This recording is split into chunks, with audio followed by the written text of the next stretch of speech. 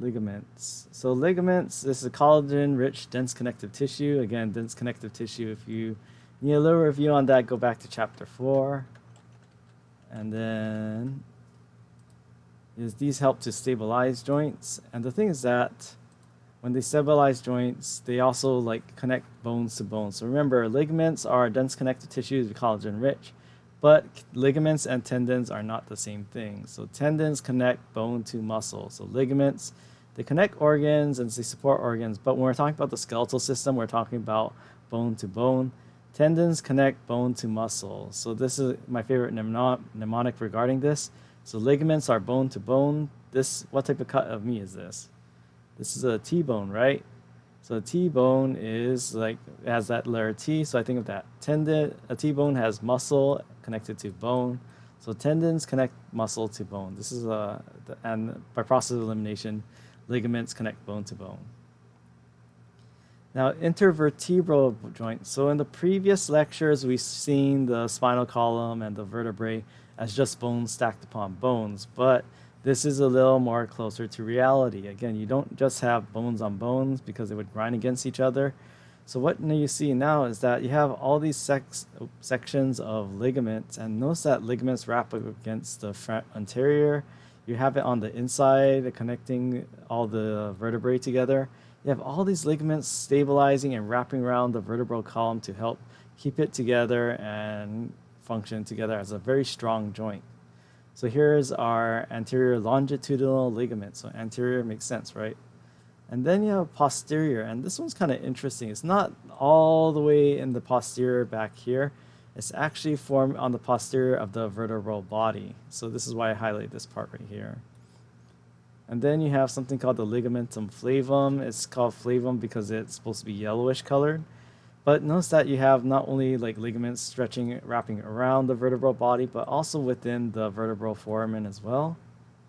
And again, you have more ligaments. So between the spinous processes, you have the interspinous ligament. Again, inter meaning between. So this interspinous ligament is between the spinous processes of the vertebrae. And now you have the supraspinous ligament. So what you have is ligaments upon ligaments upon ligaments. Main thing I want you to know is that you have all these ligaments that wrap around the different parts of your vertebrae, and this is why your spinal column is very strong. Your vertebral column has all these ligaments that help to keep it together.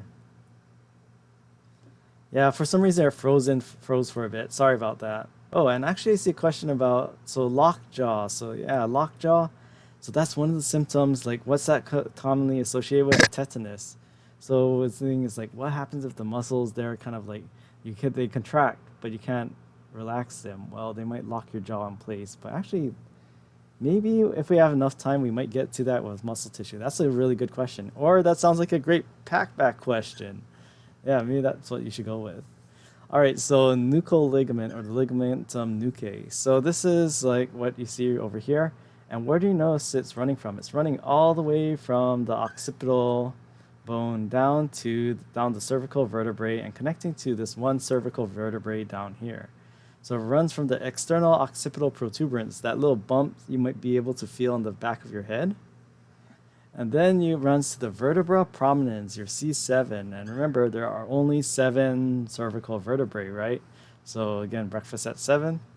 And this is what we see here. So this person, what we see here, she's kind of like flexing her head forward, and you can see this little ridge. So this is the nuchal ligament. It's not showing all the bumps of her spinous processes, but showing this ligament right here.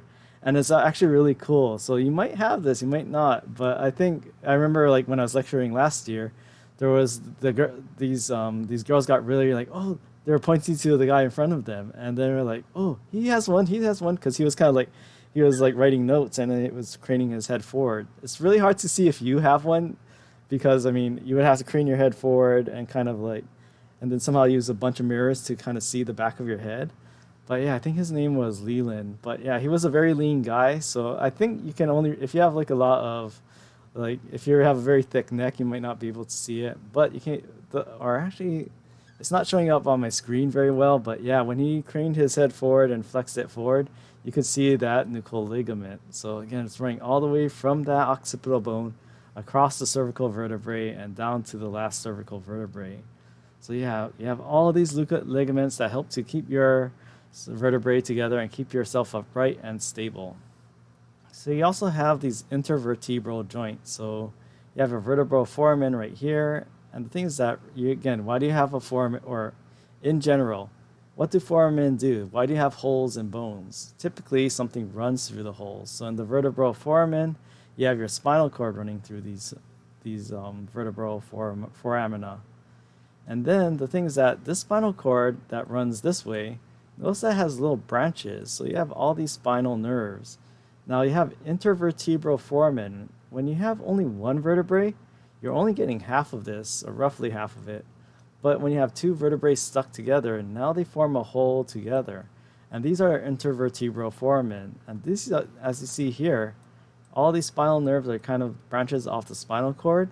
They're kind of poking through these intervertebral foramen. So again, whenever you have a space, a hole, or a divot, or a notch in something, it makes room for something else, or in the bone, it makes room for some sort of soft tissue on the most part. So again, you have all those spinal nerves. And what do we have like sandwiched in between the body of each vertebrae? We have something called these discs, right? So intervertebral discs. And what we have is an annulus fibrosus. So annulus is sometimes spelled with, I think in your textbooks it's spelled with one N, but in other textbooks it's sometimes spelled with a double N. So again, annulus fibrosus, but it has the same root word. Whenever you see this root word annular, that refers to something that's ring-shaped, and it comes in handy multiple times during anatomy. And then you have something called the nucleus pulposus, and again, I did kind of warn you about this. Nucleus, this is not the same as the nucleus inside an atom. It's not the same as the nucleus inside of a cell. But this nucleus pulposus, whenever you see that word nucleus, it refers to all the uses you'll see in this class is something central to an overall bigger object. So some sort of central object. Again, there are 4 different times of nucleus or nuclei you'll see. I mean, this is I think the 3rd we covered so far. All right, so that was the lateral view. Your book, or if you're using Martini, it doesn't have this view in OpenStax, but I think this is a really useful view because it's not just showing the lateral view, but it's actually showing how the nucleus pulposus is central to that intervertebral disc. But you also have that annulus fibrosus. So again, annular referring to something that's ring-shaped. Fibrosis sounds like fiber, right? So this annulus fibrosus is actually fibrocartilage. Again, remember fibrocartilage has a lot of collagen. It's very strong, the strongest type of cartilage. So you have this very strong fibrous cartilage ring, and then you have this pulp. So it's kind of like a jelly, like I think I've heard it described almost like a egg white sort of like consistency. So very gushy, very jelly-like. But this nucleus pulposus is a very soft inner core, and then you have this very tough annulus fibrosus surrounding it. So I kind of like to draw an analogy like this. It's like a very stale jelly donut. You have all that jelly in the inside, or maybe like a mochi ice cream that's being expired when the mochi gets really hard. So nucleus pulposus is that kind of like soft jelly-like inside, and then that annulus fibrosus is that surrounding, that coating around it that kind of helps to keep that jelly-like pulp together. So this is what the overall structure of an intervertebral disc looks like. Okay, so then damage to intervertebral disc. So we have a normal one right here, but what's happening to this one?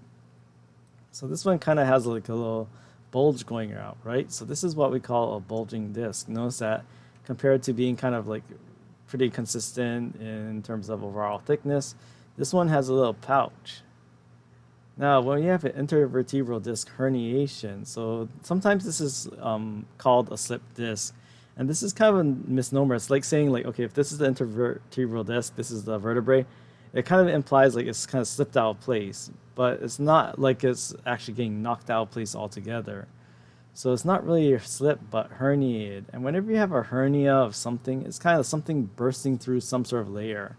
And what we see in this herniated disc, now we see that, okay, there's so much, and what typically causes is some sort of abnormal pressure.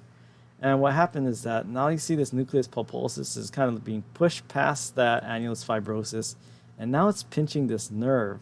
And what typically happens, so I think unless you're really unlucky, I'm thinking of most of you are pretty young that you haven't had a slip disc or herniation, or maybe if you've done really extreme sports or physical activity or lifting. But what's happening? Well, if this is being pressurized and this somehow bulges out, notice this nerve is being pinched. And where nerves they don't like getting pinched. They don't like being suffocated like that. So they're going to send all sort of pain signals. That's why, like, if you know someone who is prone to slip disc, what happens is like, ooh, it kind of hits because why? All those nerves over there, they're going to start firing all these weird sensations like pain, tingling. I mean, depending on how bad the compression is. Again, nerves do not like being compressed. Yeah, so again, it's not really the whole disc being pushed out when the slip disc. Ooh, yeah, so again, deadlifts, that's why they say tighten that belt, especially if you're lifting really heavy or trying to go for a 1 rep max or something like that. Missed the gym. Anyway, so again, this is like an intervertebral disc. So again, you have that jelly-like center and you have that fibrocartilage surrounding it. So that annulus fibrosus, that ring of fibrocartilage around that nuclear pulposus, that jelly-like substance. So again, what happens in a slip disc? So yeah, hernia disc, can they completely recover? Actually sounds like another good top hat or backpack question. So good thing is that these can recover, but whether they become 100%, ooh, that sounds like a good question. Like whether that you're prone to more injury, that sounds like something you should ask. Okay, so again, if we're using that jelly donut analogy, this might be what a hernia bulging or hernia disc looks like. You have that nucleus pulposus kind of like pushing out. Or like in this case, this is what's happening. You have all this pressure, but what is that doing? Putting pressure on the inside of that intervertebral disc. Now that nuclear pulposus is going to try to push out. And when it pushes out, it kind of causes a little bulge we call herniation. So this is what we have when the slip disc. It's not the whole intervertebral disc being knocked out of place.